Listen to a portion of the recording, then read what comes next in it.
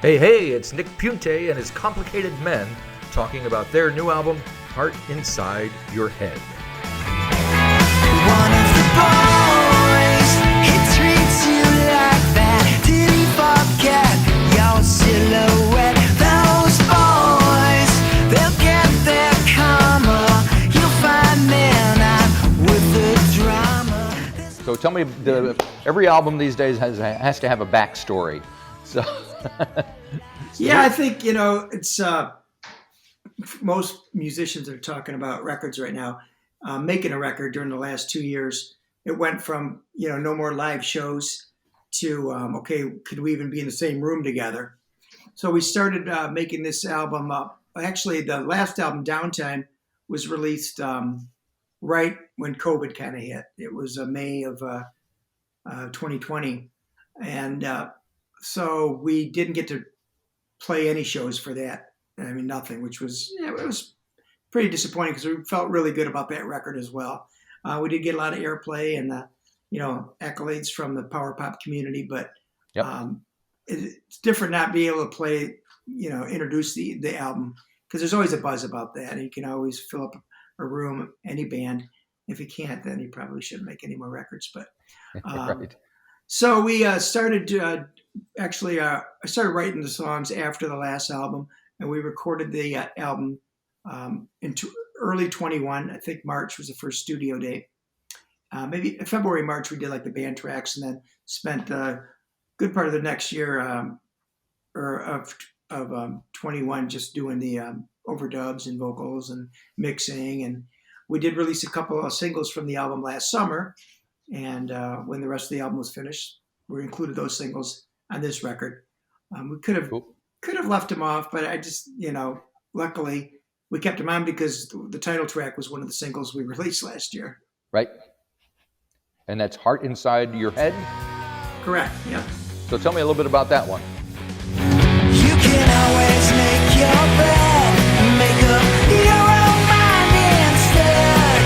There's a heart inside your head. Well, that song was actually kind of written at the end of we had a kind of controversial president here. I don't know if you heard about him. Yeah, I don't know. He was kind of camera shy. But actually, I was watching the insurrection when that was happening, and I was kind of like, we lost our minds, So I was just trying to think what's inside someone's head that is doing things that that's really what you want, want to be known for, what you want to do. And so it was just kind of, it was my analysis, but obviously disguised in a song and different things. But that was what the inspiration came. And the first line was originally how much CNN can you take? Not that I was against CNN, but oh my God, it was just in the last 2 years how much news we're all sitting here and listening to all this bad news. Yep. So I changed that to how much more bad news can you take? I said, yeah, it's better because I don't want CNN suing me. Could have been Fox News. How much more Fox News can you take? Those are the two things, and camps in America, it seems like. But so yeah, that was the inspiration for that song. Yeah. And being an American who is watching from outside of the States these days, I noticed that you get an even more interesting perspective on things. I mean, I moved here in '94, so and the first thing I realized was how different the news seems when it's coming from when you're not there. So I bet. Yeah, it must be great. I haven't been to New Zealand, but it's a beautiful country and got some amazing golf courses there too. So I'm a golfer, so I gotta check those out one day. I'm sure you will. So you mentioned the term power pop. What does that mean to you? Do you obviously consider yourself a power pop band? Well, I think it's an easy classification, to say you're power pop because you get a kind of built-in audience, people that are looking for that kind of music. Right. But to me, I just try to write songs that I like, that are melodic, that are catchy. And if you want to call it power pop, but I don't try to make every record on the album a power pop, So, I mean, you've got some of the cliches that you can use. Sometimes those cliches are fun, but I'm like a singer-songwriter. And right. I make the records. If that record came out and it wasn't me, I'd like that. So that's what I try to do. Right. Now, one track I wanted to touch on was "I Want Everything." Sounds like there's some kind of high harmonies going on in the background. I don't know if they're females or what. These days could be anything. I wanna get it back before the criminal is seen. I wanna seal the deal. I want everything. Yeah, a friend of our bass player, her name is Kristen. She goes by Kristen Von B, just the B. That's short for something else, but that's what she's known as. She's a really talented singer-songwriter herself, and a bass player was in a band with her years ago, and they actually had some interest from Jody Stevens in the band. And at the time, he didn't even know Jody Stevens was, a big star. Right. But then the band was kind of falling apart. It didn't happen. But as we make records, it's kind of like, you get the framework done. It's like, okay, now what does this song need? And Jeff said, what about Kristen doing some harmonies? I said, that'd be cool, because it's a relationship song. It'd be great to hear her voice on it. And it was still during, I think, the height of COVID. So she did her parts from her home studio and sent the vocals to Big Sky Recording in Ann Arbor, and Jeff worked them in, and they were great. It was funny. Jeff's kind of funny. He gets used to the tracks the way they are. So sometimes if I import a new part, he's like, I'm not sure about that. So, but then after second, third listen, he was like, oh no, those are great. Those are great. Got to use them. So yeah, she did a great job, and she's going to be with this. Are those your sirens or mine? Those are mine. Oh, you'd think sound like American the place sirens. is burning down. Someone caught jaywalking again in New Zealand. I think they're just rushing to the donut shop, I'm sure. Right. So anyway, yeah, she's going to be at the record release show and sing with us for a couple songs too. Yeah, she also sang on another song on the album, "Keys to Your Heart." Keys to Your Heart. Yeah. Oh yeah. In fact, I was going to talk to you about that one next, because the production on that was rather outstanding. So I wanted to, based around that song, tell me about your production thoughts and ideas, procedures. I'd keep it inside, but these thoughts they collide till I spit it right out. No shadow, no doubt. It's always the same as I try to explain. I'm not playing a part. Well, I search for the keys to your heart.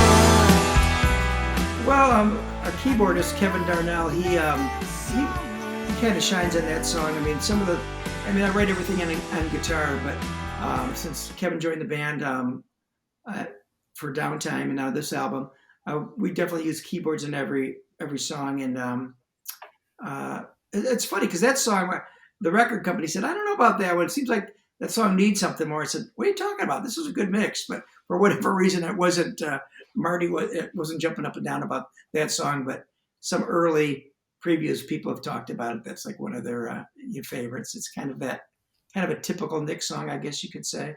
Right. And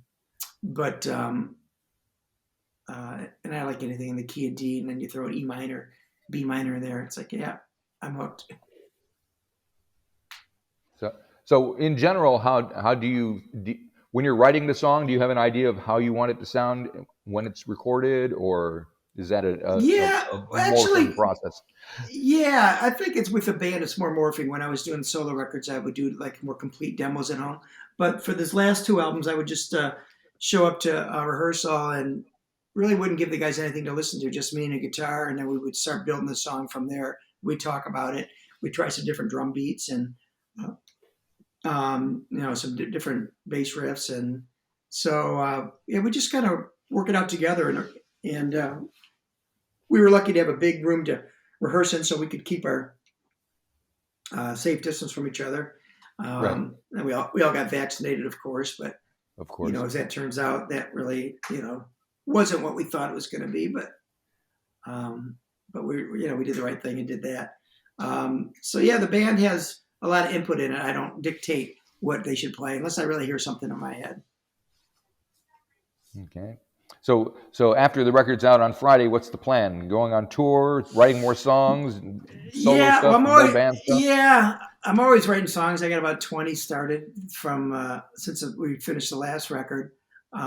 It's kind of that's what I do. But we're gonna try to get out of town. We're gonna go to Chicago and somewhere else en route in September. We're talking about doing maybe the East Coast, a couple dates. It would be nice to really take a couple weeks and really go on a tour, but it's just it's difficult. I've still got my youngest of three daughter lives at home. I've got a family restaurant that we run. It's an Italian steakhouse in Trenton, Oh, and I'm there most every day. yep. So not retired yet. So you've been doing the music thing since, from what I read, age 12 with your first band, and here you are. You obviously got all this other stuff going on. What keeps you doing the music? Just what helps having a wife that's very understanding. I think she's listening. I usually say that when she's within earshot. But so that always helps, and I think it's kind of something that I just have to do. If I didn't do it, especially living in Michigan, where half the year you're indoors, it's kind of like that's what I do. Come home, pick up a guitar.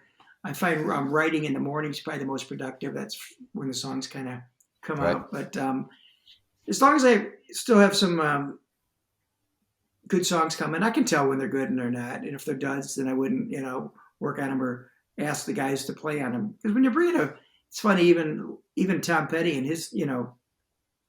his career, sometimes he would bring songs down and he would say, the guys would just look at me. And sometimes I get that. They're like deer in a headlight looking at you. She's like, you don't get the song?